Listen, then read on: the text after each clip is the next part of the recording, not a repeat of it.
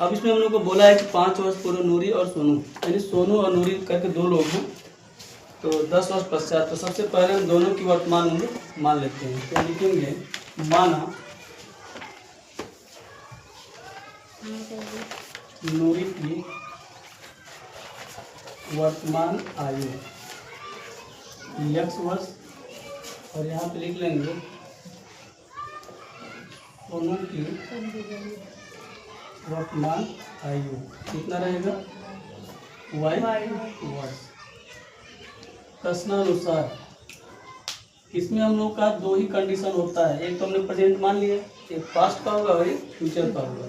तो कंडीशन में बोला है कि 5 वर्ष पूर्व, हम यहाँ लिखेंगे 5 वर्ष पूर्व, और इसमें हमने बताया था कि दोनों को हमें आमने सामने रख लेना है ना, जिसमें 5 वर्ष पूर्व यानी कि पहले, तो पहली बात तो नूरी को रख लो और यहाँ पे सोनू को रख लो।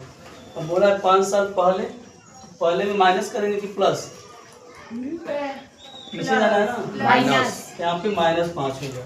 तो अगर नूरी का 5 साल घटेगा तो सोनू का भी 5 साल घटेगा। तो कह रहा है कि 5 साल पहले जो नूरी की आयु है सोनू की आयु की 3 गुनी थी, तो इसको हम क्या करेंगे 3 से गुना कर देंगे। तो इसको सॉल्व करेंगे तो एक इक्वेशन बनेगा, ये लिखेंगे x - 5 बराबर 3 का गुणा y में 3y माइनस 3 5 15। वेरिएबल को एक तरफ x प्लस 3y इधर आए तो -3y, इधर -15 हमारा है, ये -5 है, इधर जाएगा तो +5। तो याद रखेंगे x - 3y बराबर -15 और +5, -15 और +5 हो जाएगा -10, समीकरण नंबर 1। ये प्रथम शर्त था। अब इसके बाद से आ जाएगा द्वितीय कंडीशन, यानी द्वितीय शर्त क्या है तो उसके हिसाब से देखेंगे आगे। +10 हो गया और 2 का गुणा y में करेंगे 2y, और फिर 2 का गुणा 10 में 2 दाह में 20। तो वेरिएबल को एक तरफ करेंगे तो x इधर है, +2y को इधर लाएंगे तो -2y इज इक्वल टू हमारा 20 बचा है, +10 इधर गया तो -10। तो x - 2y is equal to 20 में से 10 को लेस कर दो, 10 आएगा। ये समीकरण नंबर क्या बन गया 2।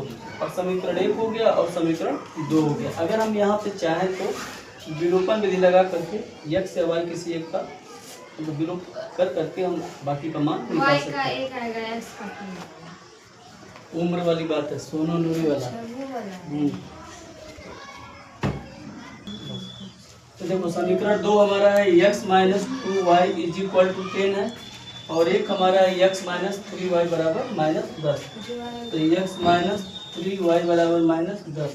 तो याद रखना इसमें से जब हम इसको घटाएंगे तो जिसे घटाते हैं उसका साइन क्या होता है बदल जाता है। तो यहाँ पे माइनस हो जाएगा और ये प्लस हो जाएगा और यहाँ भी प्लस हो जाएगा। तो ये +x और -x कट जाएंगे, -2y और +3y केवल +y आएगा, क्योंकि 3 में से 2 जाए 1, यानी कि y इज इक्वल टू +10 और +10 20, यानी y का मान आ गया 20। यानी कि जो सोनू की वर्तमान उम्र है वो 20 वर्ष है। और इस y की वैल्यू को उठा करके चाहे तो समीकरण 1 में रखो या 2 में रखो, तो x का मान हमारा भी वही आया था, माइनस से माइनस ऊपर से रखो उसको। समीकरण 1 हमारा था x -